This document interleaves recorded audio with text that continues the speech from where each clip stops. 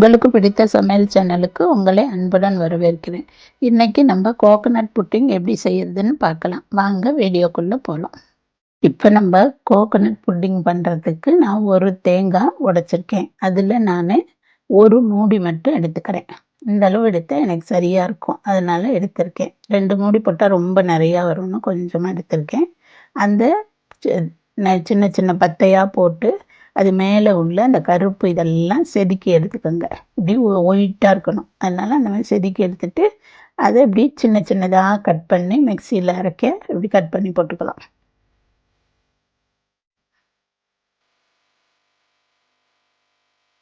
இந்த மாதிரி எல்லாத்தையும் கட் பண்ணி ஒன்றா போட்டுக்கோங்க. இப்போ இதை நம்ம மிக்சியில் அரைச்சிப்போம். இது கூடயே ஒரு ஏலக்காய் போட்டு சேர்த்து அரைச்சிடுங்க. இப்போ இந்த அளவுக்கு அரைச்ச பிறகு இதில் தண்ணி சேர்த்துக்கோங்க.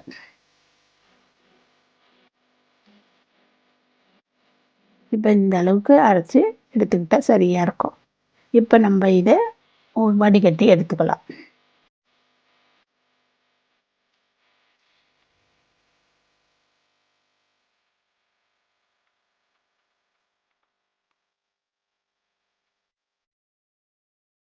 இது ரொம்ப ஈஸியான ஒரு ரெசிபி தான். நீங்கள் செஞ்சு பாருங்கள், டேஸ்ட்டு நல்லாயிருக்கும்.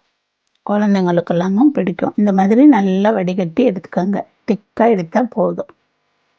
திருப்பி எல்லாம் நம்ம தண்ணி ஊற்றி எடுக்க வேண்டாம். இந்த அளவுக்கு வந்திருக்கு பாருங்கள். இது எனக்கு 250 ml வந்திருக்கு. ஒரு 1/4 லிட்டர் அளவு வந்திருக்கு. அதை நான் பேனில் ஊற்றிக்கிறேன். இப்போ ஆனால் ஸ்டவ் ஆன் பண்ண வேண்டாம். இதை ஃபஸ்ட்டு எல்லாத்தையும் நம்ம கலக்கின அப்புறம் ஆன் பண்ணிக்கலாம். இப்போ இது கூட 3 ஸ்பூன் கார்ன்ஃப்ளவர் மாவு இதில் சேர்த்துக்கிறேன். இதில் ஒரு 5 ஸ்பூன் சர்க்கரை நான் சேர்த்துக்கிறேன். உங்களுக்கு கொஞ்சம் கூட வேணும்னாலும் சேர்த்துக்கோங்க. இது சரியாக இருக்கும். கொஞ்சம் தான்றனால உங்களுக்கு கொஞ்சம் ஸ்வீட் நல்லா வேணும் அப்படின்னா இன்னும் கொஞ்சம் சேர்த்துக்கோங்க. இப்போ எல்லாத்தையும் நல்லா கரைச்சிக்கோங்க. கட்டி இல்லாத அளவு நல்லா எல்லாத்தையும் கரைச்சி விட்டுருங்க ஃபஸ்ட்டு. இப்போ ஸ்டவ்வை நம்ம ஆன் பண்ணிக்கலாம். நல்ல ஸ்டவ் ஆன் பண்ணிவிட்டு கொஞ்சம் சிம்மிலேயே வச்சு கிண்டுங்க. ஏன்னா கொஞ்சம் சீக்கிரமாக கட்டி ஆகிடும். அதனால் இந்த மாதிரி கைவிடாமல் அப்படி கிண்டிகிட்டே இருங்க.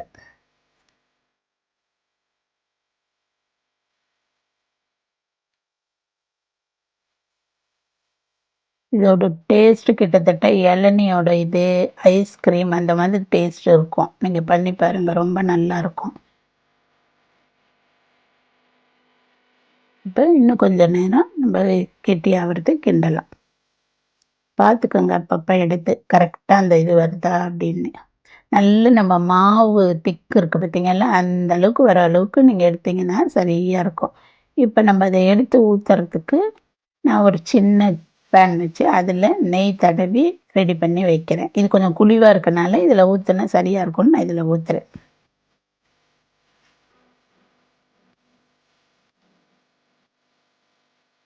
இப்போ இன்னும் நல்லா கொஞ்சம் திக்காகிற மாதிரி கிண்டிக்கோங்க.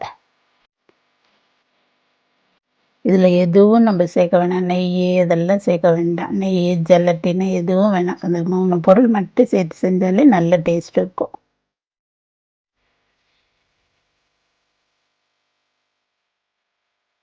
நல்ல அந்த தேங்காய் மேல் இதெல்லாம் செதுக்கிட்டனால நல்லா ஒயிட்டாக நல்லா இருக்கு பாருங்க. இப்போ இந்த அளவுக்கு திக்கு இருந்தால் சரியாக இருக்கும். இப்படி பண்ணி பாருங்க. நல்லா இது மாதிரி வந்துடுச்சுன்னா கொஞ்சம் கரெக்டான பதம் இருக்குன்னு அர்த்தம். இந்த ஸ்டேஜில் நல்லா ஒரு அளவுக்கு இப்படி கிண்டிட்டு நம்ம எடுத்து ஊற்ற சரியாக இருக்கும். இந்த திக்குக்கு வந்தால் சரியாக இருக்கும். இப்போ அதை எடுத்து நம்ம அதில் சேர்த்துக்குவோம்.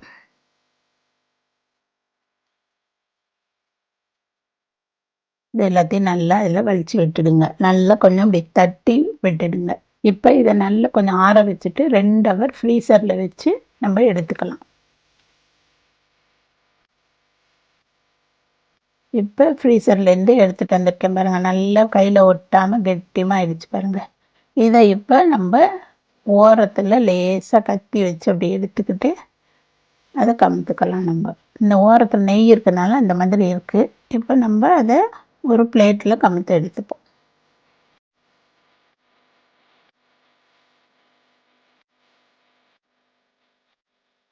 இப்போ நம்மளுக்கு கரெக்டாக வந்துடுச்சு பாருங்க. இப்போ இது மேலே வந்து நம்ம இதை கொஞ்சம் தட்டிட்டு மேலே பால் பவுடர் போட்டுக்கலாம். நம்ம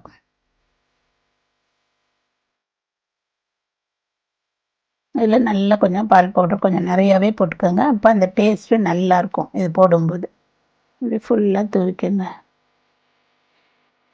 இப்போ இதில் கொஞ்சமாக கட் பண்ணி வச்சுருக்க பிஸ்தாவும் பாதாமும் எடுத்து மேலே அப்படியே தூவிக்கலாம். இதோட கட் பண்ணி சாப்பிடும்போது நல்லாயிருக்கும். வாயில் அங்கங்கே மாட்டும்போது அந்த டேஸ்ட்டு நல்லாயிருக்கும். இப்படி போட்டுக்கோங்க. பார்க்கவும் அழகாக இருக்கும், சாப்பிட்றதுக்கும் டேஸ்ட்டாக இருக்கும். இப்போ இந்த கத்தியில் லேசாக நெய் தடவிட்டு இதை நல்லா அப்படி கட் பண்ணிக்கோங்க. ஏன்னா சாஃப்டாக இருக்கும், அதனால் கொஞ்சம் பொறுமையாகவே கட் பண்ணி எடுத்துக்கோங்க.